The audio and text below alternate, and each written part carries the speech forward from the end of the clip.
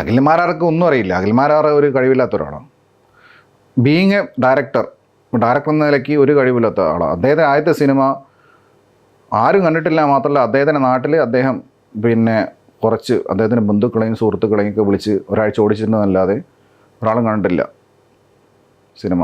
എന്നിട്ട് അദ്ദേഹം ഇപ്പോൾ പറയുന്നത് എൻ്റെ പെങ്ങൾക്ക് ഗർഭമുണ്ടാക്കാൻ അദ്ദേഹത്തിന് കഴിവില്ല എന്ന് എന്നോട് എൻ്റെ പെങ്ങൾ പറഞ്ഞു എന്നാണ് ചോദിക്കുക. അത് അഖിൽമാരാർ ഉദ്ദേശിക്കുന്നത് കഴിവ് എന്ന് പറഞ്ഞാൽ ഗർഭം ഉണ്ടാക്കലെന്നാണ്. മനസ്സിലായോ? അത് അഖിൽമാരാർ പറഞ്ഞോട്ടെ, നമ്മൾ എത്ര പേരുടെ വായടപ്പിക്കാൻ പോകും. അഖിൽമാരാരുടെ ആ വീഡിയോ ബ്രോയുമായിട്ടുള്ള ഞാൻ കണ്ടപ്പം ഇപ്പം എനിക്ക് ബ്രോയോടൊരു ദേഷ്യമുണ്ട്, ഞാൻ ബ്രോയോടെ തീർക്കത്തുള്ളൂ. ഒരിക്കലും അത് ഫാമിലിയിലോട്ട് ഞാൻ വലിച്ചിടത്തില്ല. പക്ഷെ ആൾക്കത് വിവരക്കേടാന്നേ ഞാൻ പറയത്തുള്ളൂ. അങ്ങനെയല്ലേ മച്ചാനും കരുതുന്നത്? ആള് പേഴ്സണലി വിളിച്ചോ? ഇല്ല, എന്നെ വിളിച്ചിട്ടൊന്നുമില്ല. ഇതിൽ വീഡിയോയിൽ കൂടെ ഉള്ള ഇതേ ഉള്ളൂ. വേറെ ഒരു കോമഡി ഉണ്ട്. ഇദ്ദേഹം ഒരു ചർച്ചയ്ക്ക് വേണ്ടിയിട്ട് ഒരു ഓൺലൈൻ മീഡിയ വഴി എന്നെ കൊച്ചിയിലോട്ട് പോകാൻ പറഞ്ഞു. ചർച്ചയിൽ ഏറ്റുമുട്ടാന്ന്. അപ്പം ഇദ്ദേഹം അവിടെ മാങ്ങ കച്ചവടമാണ് അഖിൽമാരാർ. അപ്പം ഞാനിവിടെ ജോലിയുണ്ട്, മനസ്സിലായില്ലേ? ഞാനൊരു എംപ്ലോയി ആണ്. അപ്പം എനിക്ക് ലീവ് എടുക്കണമെങ്കിൽ എനിക്ക് കോൺസെൻറ്റ് കിട്ടണം. ഇദ്ദേഹം വിളിച്ചപ്പോൾ ഞാൻ പോയില്ല. അതുകൊണ്ട് നെക്സ്റ്റ് കുറച്ച് കഴിയുമ്പോൾ പോസ്റ്റ് ഇട്ടു, നിനക്ക് പേടിയാണോ, നീ എന്തുകൊണ്ട് വന്നില്ല എന്ന്. ഇദ്ദേഹം കൊച്ചിയിൽ വിളിക്കും ഓടാൻ നിൽക്കുന്ന ആളാണോ ഞാൻ? അദ്ദേഹം വരട്ടെ, ഇങ്ങോട്ട് വരട്ടെ. മനസ്സിലായില്ലേ? നേരിട്ടുള്ള കോണ്ടാക്ട് ഒന്നുമില്ല. ഈ സോഷ്യൽ മീഡിയയിൽ ഉള്ള വാക്ക് തർക്കങ്ങൾ. സോഷ്യൽ മീഡിയയിൽ ഞാൻ അയാൾ തമ്മിൽ വാക്ക് തർക്കം എന്ന് പറഞ്ഞു കഴിഞ്ഞാൽ പിന്നെ മ്യൂച്വലായിട്ടില്ല.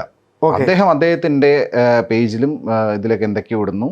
ഞാനത് ഒരു മറുപടി ഞാൻ കൊടുത്തിട്ടുണ്ട്, ഒരു മറുപടി ഇന്ന് ഞാൻ കൊടുത്തിട്ടുണ്ട്. 2 സോഫാർ ചെയ്തിട്ടുള്ളൂ. കൊടുത്തിട്ടുണ്ട്. അതിനൊന്നും റിപ്ലൈ പേഴ്സണലി വന്നിട്ടില്ല. പേഴ്സണലി ഇല്ല, എൻ്റെ നമ്പറിൻ്റെ പുള്ളി വിളിക്കാമല്ലോ എന്നെ. അതിലൊന്നും എനിക്ക് ബുദ്ധിമുട്ടൊന്നുമില്ല. അപ്പം അന്ന് എറണാകുളത്ത് പോയില്ലെന്ന് പറഞ്ഞപ്പം വന്നു കൊണ്ടുപോകണം, ഞാൻ പോവാം അല്ലേ? വന്നു കൊണ്ടുപോകാൻ എനിക്ക് സമയം വേണ്ടേ? ഇപ്പം നിങ്ങൾ എന്നെ ഷൂട്ട് ചെയ്യുന്ന ഇങ്ങോട്ട് കോഴിക്കോട് വന്നിട്ടില്ലേ?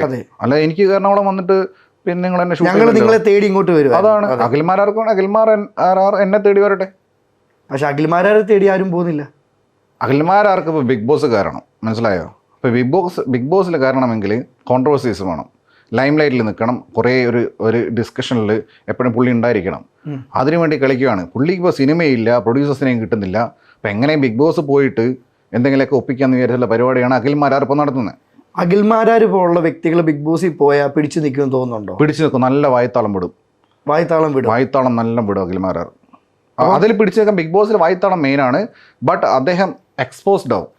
അദ്ദേഹത്തിൻ്റെ പിന്നെ എന്താണ് ഒരു മിസോജിനി, അതുപോലെ തന്നെ ഒരു പാട്രിയാർക്കി എല്ലാം അവിടെ എക്സ്പോസ്ഡ് ആവും. പക്ഷെ അങ്ങനെയുള്ള ഫെയിം എന്ന് പറയുമ്പോൾ ഇപ്പോൾ ബിഗ് ബോസിൽ വന്ന് ഫെയിമായുള്ള വ്യക്തിയാ ഡോക്ടർ രജിത് കുമാർ അല്ലേ?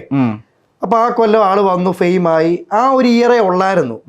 നെക്സ്റ്റ് ഡോക്ടർ റോബിൻ വന്നു, ഫെയിമായി, അങ്ങനെ പോയി. പിന്നെ ബിഗ് ബോസിൽ തന്നെ ഉള്ളത് ഈ തമ്മിലടിപ്പിക്കല് അല്ലേ?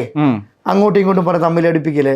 അഖിൽമാരാർ പോയി അവിടെ പിടിച്ചു നിൽക്കും, അതിൽ വിശ്വസിക്കുന്നു. വായ്ത്താളത്തിൽ പിടിച്ചു നിൽക്കും. That's what I am sure. പിന്നെ ബിഗ് ബോസിന്റെ കാര്യം ഞാൻ അങ്ങോട്ട് പറഞ്ഞു. ഞാൻ ബിഗ് ബോസിന് 2 ഇന്റർവ്യൂ അറ്റൻഡ് ചെയ്തിട്ടുള്ള ആളാണ്. ബിഗ് ബോസിൽ പോയിട്ടുണ്ടോ? പോയിട്ടില്ല, എന്നെ വിളിച്ചിരുന്നു. 2 ഇന്റർവ്യൂസ് അറ്റൻഡ് ചെയ്തിട്ടുണ്ട്. ഇപ്പം ബിഗ് ബോസിന്റെ കാര്യം ഞാൻ പറഞ്ഞുതരാം. ബിഗ് ബോസിൽ 2 കാര്യങ്ങളേ ഉള്ളൂ. ഒന്നുകിൽ നിങ്ങളവിടെ പോയി രക്ഷപ്പെടും, ഇല്ലെങ്കിൽ നിങ്ങളവിടെ പോയി നശിക്കും. ഇതിൻ്റെ ഇടയ്ക്കുള്ള പരിപാടി ഇല്ല.